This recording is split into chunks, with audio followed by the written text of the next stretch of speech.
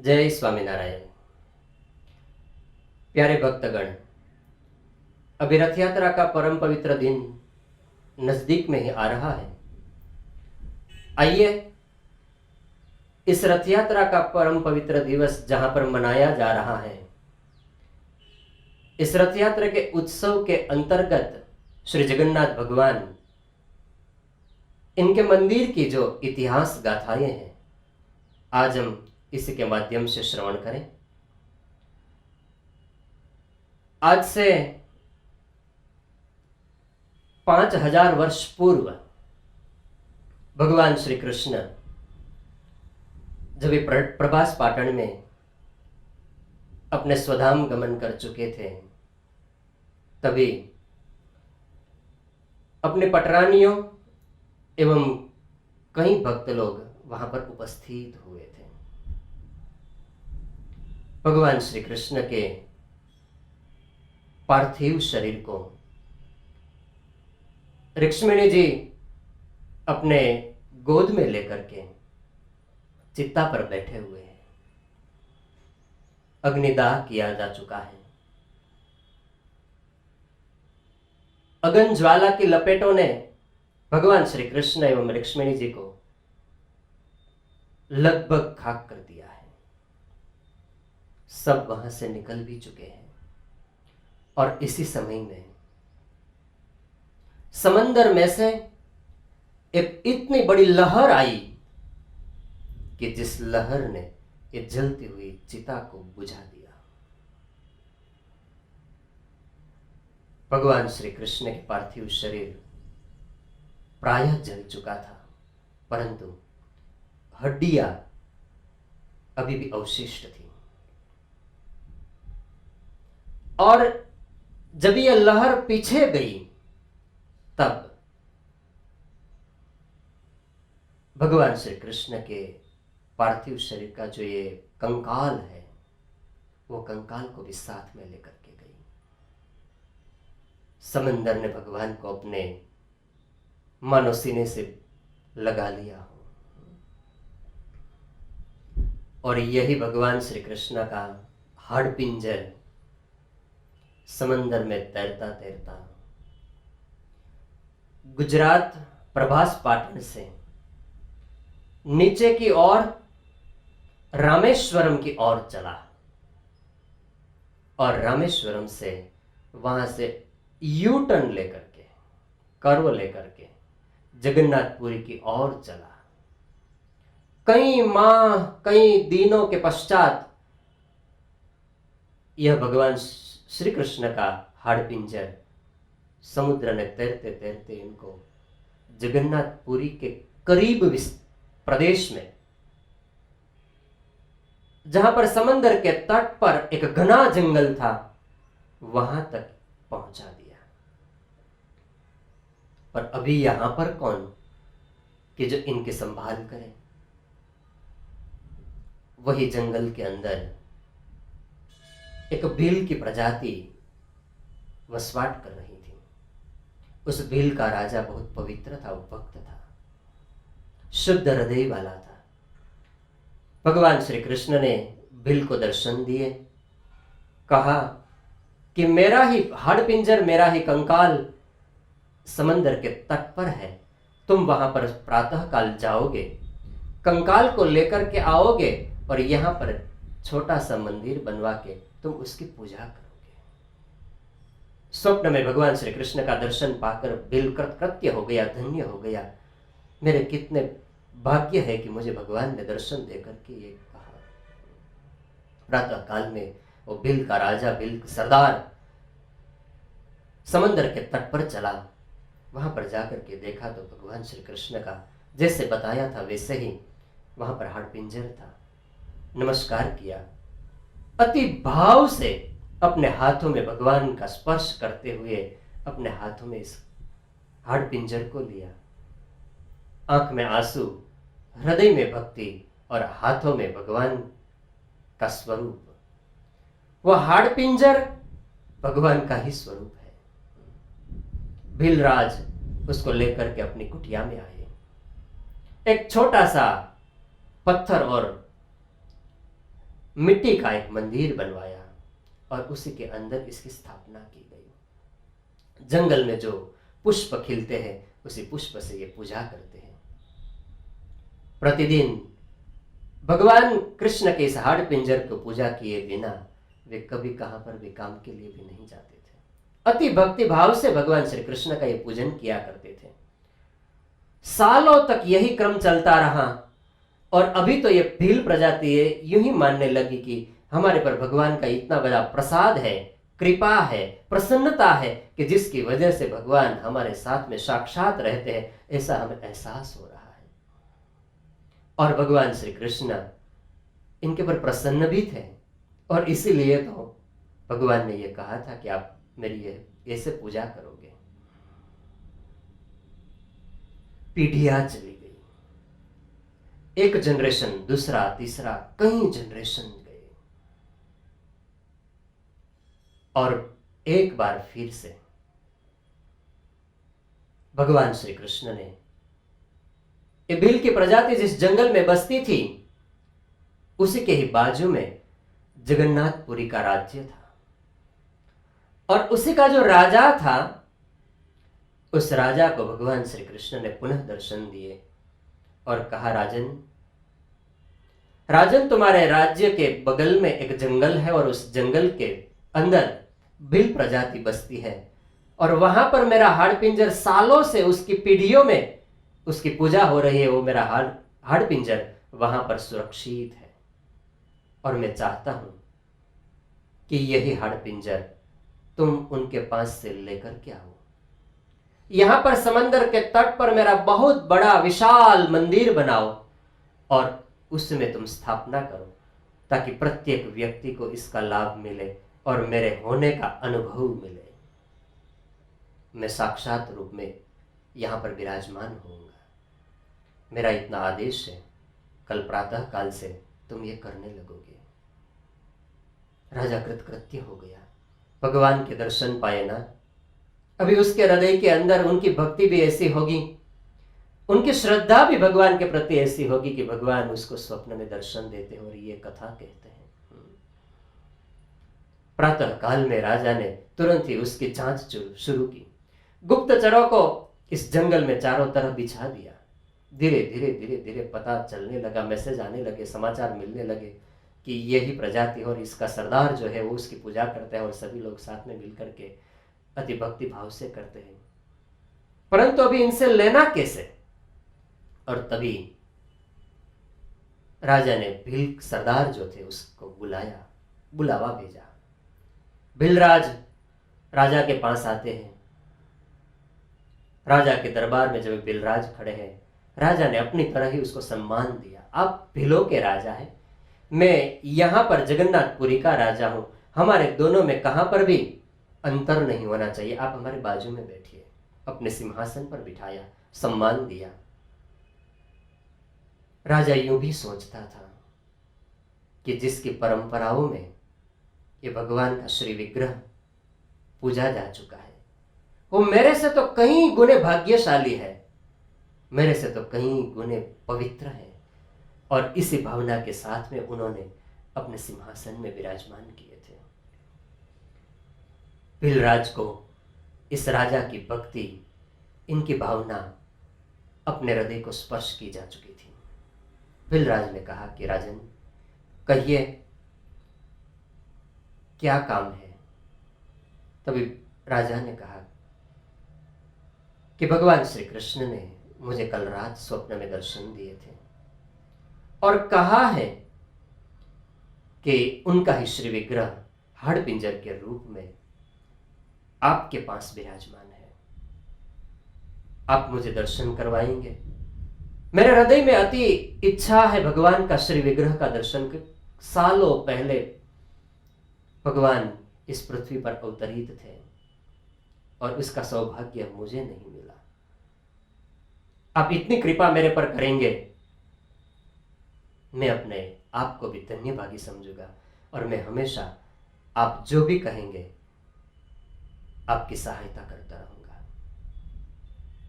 भीलराज ने कहा कि राजन, हम ठहरे वनवासी, सीधे साधे, भोले भाले। हमें पता नहीं है कि आपके मन में क्या चल रहा है। हमें यह भी पता नहीं है कि इसके बाद में आपकी क्या योजना है।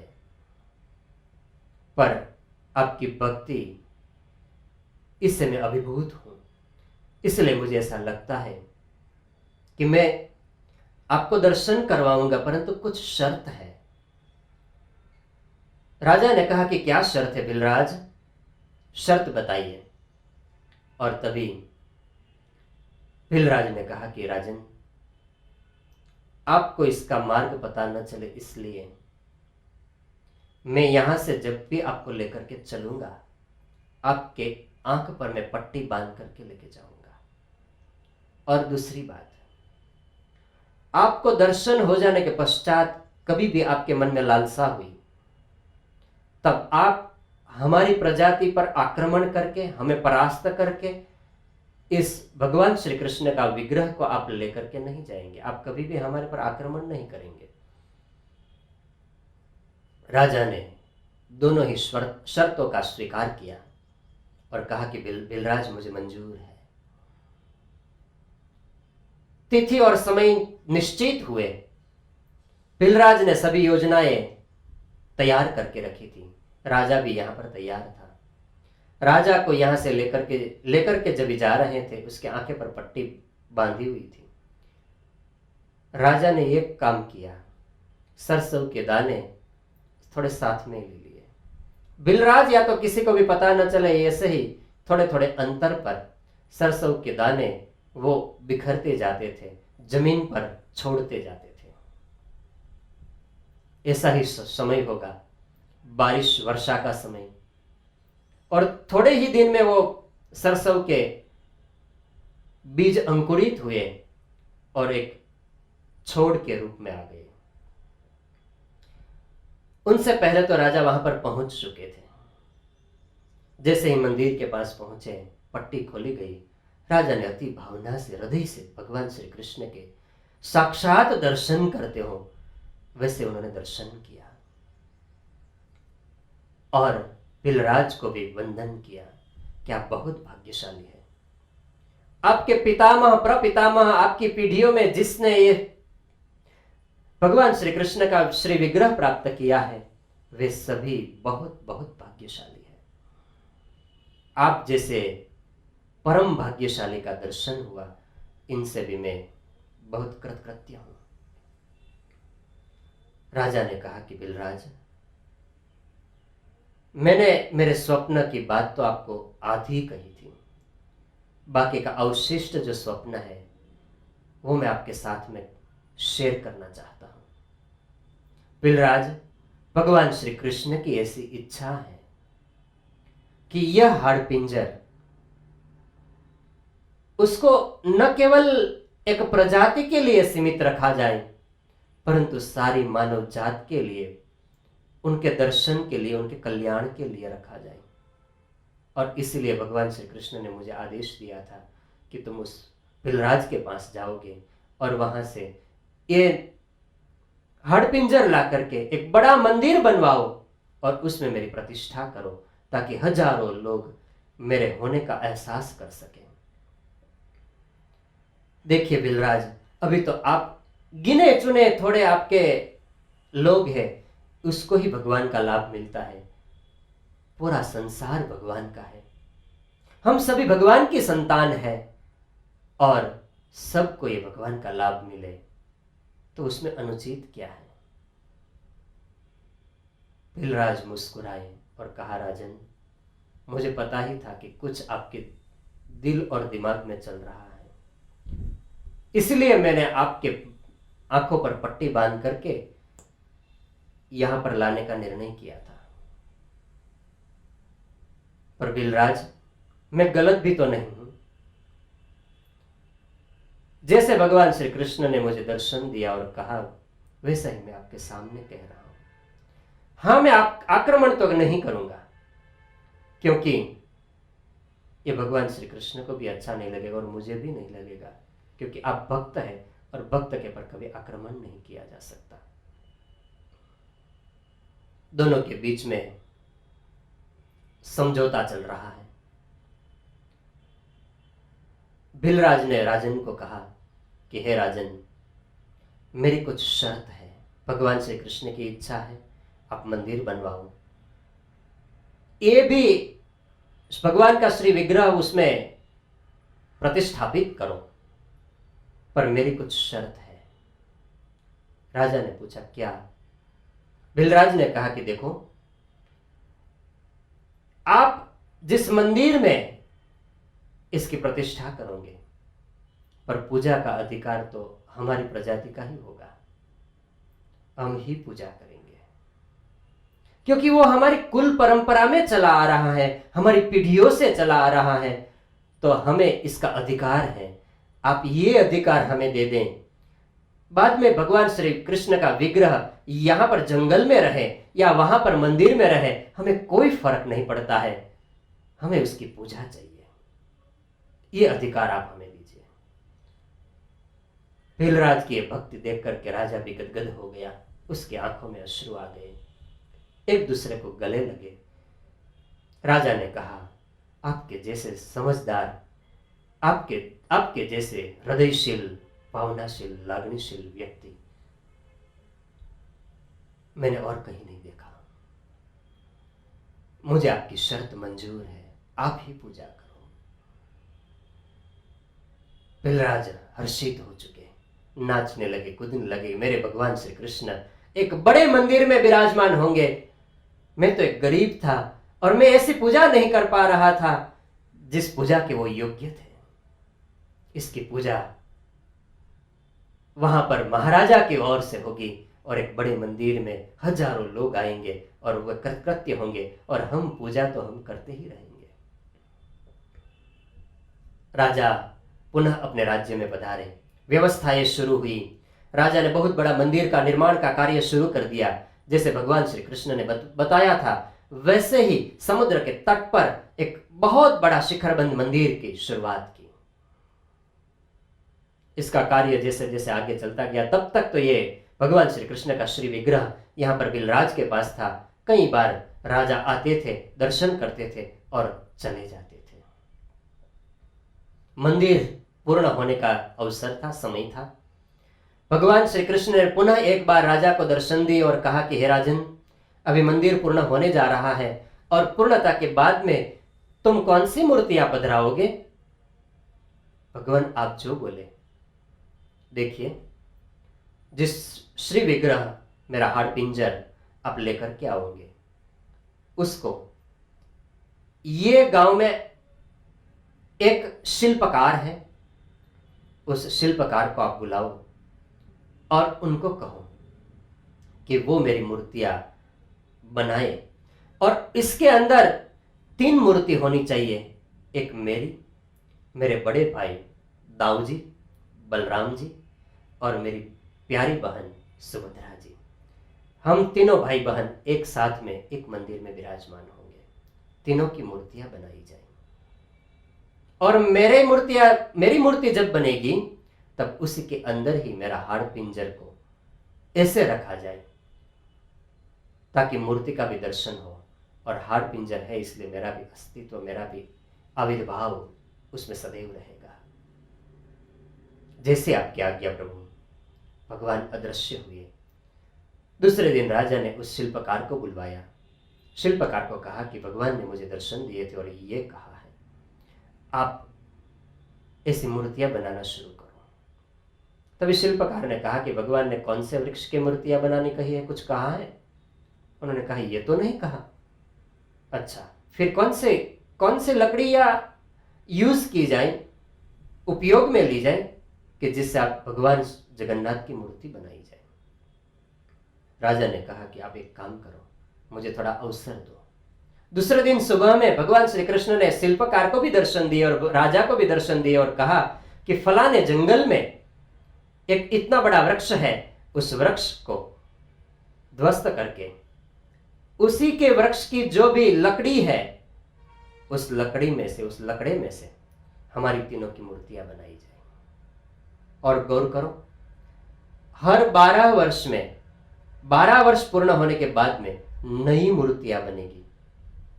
और पुनः प्रतिष्ठापित होगी, तब मैं जिस शिल्पकार को दर्शन दूंगा वो बनाएंगे, और जिस वृक्ष के लिए मैं बोलूंगा उस वृक्ष में से हमारी मूर्तियां बनाई जाएगी। अच्छी बात, ऐसा ही होगा भगवान। राजा ने शिल्पकार को बुला करके कहा कि भगवान ने मुझे कल दर्शन दिए थे। उन्होंने कहा मुझे भी दर्शन दिए। बताया कहां पर? तो कि ये वृक्ष बताया, मुझे भी यही बताया है। दोनों मिलकर के वहां पर गए, उस वृक्ष को काटा और इस वृक्ष में से अच्छे जो भी लकड़े का भाग था उसको लेकर के आए। तभी शिल्पकार ने कहा कि राजन, मैं अभी तीनों मूर्तियां बनाना प्रारंभ कर रहा हूं, पर ख्याल करो कि मैं जब ये मूर्ति बना रहा हूं तभी मैं श्री कृष्ण भगवान में ओतप्रोत हो जाऊंगा, एकात्म हो जाऊंगा। इसलिए मैं जब ये मूर्तियां बना रहा हूं तब मूर्ति जब तक तैयार ना हो जाए और मैं आपको कहूं नहीं कि आप दर्शन के लिए पधारें, तब तक आप कोई भी दरवाजा खोल करके उसको देख नहीं सकोगे। यदि देखा तो मूर्तियां यूं ही रह जाएगी, आगे का काम बाद में नहीं होगा। राजा ने कहा कि शर्त स्वीकार है। काम, मूर्तियों का काम शिल्पकार ने शुरू किया। कई दिन बीत चुके, अभी राजा को भी धैर्य नहीं रहा जा रहा था, क्योंकि ऑलरेडी यहां पर मंदिर बन चुका था। हाड़ पिंजर भी शिल्पकार के पास था, ना दर्शन हो पा रहे थे। राजा का व्यथित हृदय उसे घिसट कर शिल्पकार की ओर ले चला। राजा शिल्पकार के घर पे आए। राजा ने दरवाजे के बाजू में खिड़की थी, उस खिड़की को खोला और अंदर देखा तो तुरंत ही शिल्पकार अदृश्य हो चुके। शायद भगवान ने ही विश्वकर्मा को भेजा होगा। और तब तक में जो मूर्तियां बनी थी वो मूर्तियां इतनी थी कि उसमें हाथ का काम बाकी था। अभी आप जगन्नाथ भगवान के जब दर्शन करते हो तो आपको ख्याल होगा कि जगन्नाथ भगवान, बलराम जी और सुभद्रा जी, तीनों में से किसी का हाथ नहीं बना हुआ है। वे अदृश्य हो गए। अब वे फिर कभी लौट करके नहीं आए, क्योंकि उन्होंने कहा था कि तब तक आप नहीं देख सकोगे। राजा को बहुत पश्चाताप हुआ कि मैंने ये क्या कर दिया। पर अब करे तो क्या करे, इसके अलावा और कुछ रास्ता भी नहीं था। जगन्नाथ भगवान, बलराम जी, सुभद्रा जी की मूर्तियां लाई गई। वैदिक विधि के अनुसार उसकी प्रतिष्ठा की गई। आज भी इस मूर्ति में, भगवान श्री कृष्ण की मूर्ति में, भगवान श्री कृष्ण का हाड़ पिंजर आज भी मौजूद है। हर 12 साल में भगवान श्री कृष्ण किसी न किसी को दर्शन देते हैं और कहते थे कि अभी इस वृक्ष में से हमारी मूर्तियां बनाई जाए, और जैसे पहली मूर्तियां थी वैसे ही बनाई जाए, और पहली मूर्तियों को विसर्जित करके उसके अंदर जो भी भगवान श्री कृष्ण का हाड़ पिंजर है वो नई मूर्तियों में प्रतिष्ठापित किया जाए। ये क्रम भी हर 12 साल का क्रम, नई मूर्तियां प्रतिष्ठापित करने का क्रम कई सालों तक, कई समय तक चलता रहा। और हर एक समय पर भगवान श्री कृष्ण 12 साल के पहले किसी न किसी को दर्शन देते और इसको किसी न किसी वृक्ष बताते, और वही वृक्ष में से वही व्यक्ति भगवान श्री कृष्ण की, भगवान बलराम जी की और सुभद्रा जी की मूर्तियां बनाई जाती है और पुनः प्रतिष्ठापित की जाती थी। यह क्रम भी सालों तक चला। बाद में भगवान ने दर्शन देना बंद कर दिया और अंतिम जो मूर्ति है उसका दर्शन आज हम कर रहे हैं। कितनी बड़ी भगवान की कृपा है। भगवान इस भूतल पर, पृथ्वी पर आते हैं, धर्म की स्थापना करते हैं, हमारे कल्याण की खेवना करते हैं, और जब यहां से चले जाते हैं तब भी हमारे लिए, हमारे कल्याण के लिए कितने लोगों को अपने दर्शन दे करके ये अपने कल्याण के लिए काम करवाते हैं। आज भी भगवान श्री कृष्ण की मूर्ति में भगवान श्री कृष्ण का हाड़ पिंजर मौजूद है, अब हम जब भी जाएं, जगन्नाथपुरी, जगन्नाथ भगवान के हम जब भी दर्शन करें, तभी यही भाव से दर्शन करें कि साक्षात भगवान श्री कृष्ण, इनका हाड़पिंजर यही मूर्ति में समाया हुआ है। और भगवान श्री स्वामीनारायण ने भी वचनामृत में कहा है कि जब हमें अधिक मास में इच्छा होती थी, तब हम भगवान श्री जगन्नाथ की मूर्ति में रह करके पुजारी के भक्ति भाव और उनकी सभी क्रियाओं का हम दर्शन करते थे। उसकी भावना, उसकी कुभावना सब हम प्रत्यक्ष रूप में देखते थे। भगवान स्वामीनारायण, भगवान श्री कृष्ण, इनका एकात्म भाव और इनकी इतनी बड़ी कृपा आज हमारे पर है। हम भी इस मंदिर में जाएं, तभी यही इतिहास गाथा को कितने भगवान ने, भीलराज ने, आज भी भीलराज की प्रजाति आज भी भगवान जगन्नाथ की सेवा पूजा कर रही है। जगन्नाथपुरी का यह इतिहास, आज रथ यात्रा का परम पवित्र दिवस, इस पर हम इनका श्रवण किया, हमारे हृदय में धारण करके रथ यात्रा का परम पवित्र महोत्सव हम मनाए, यही कामना के साथ कि भगवान श्री कृष्ण हमारे पर सदैव प्रसन्न रहे, भगवान श्री स्वामीनारायण का आशीर्वाद हमारे पर सदैव बना रहे, यही कामना के साथ आइए हम विराम करते हैं आज की इस कथा का। जय स्वामीनारायण। सब्सक्राइब कीजिए राजकोट गुरुकुल चैनल को और बेल आइकन को दबाएं लेटेस्ट वीडियो सबसे पहले देखने के लिए।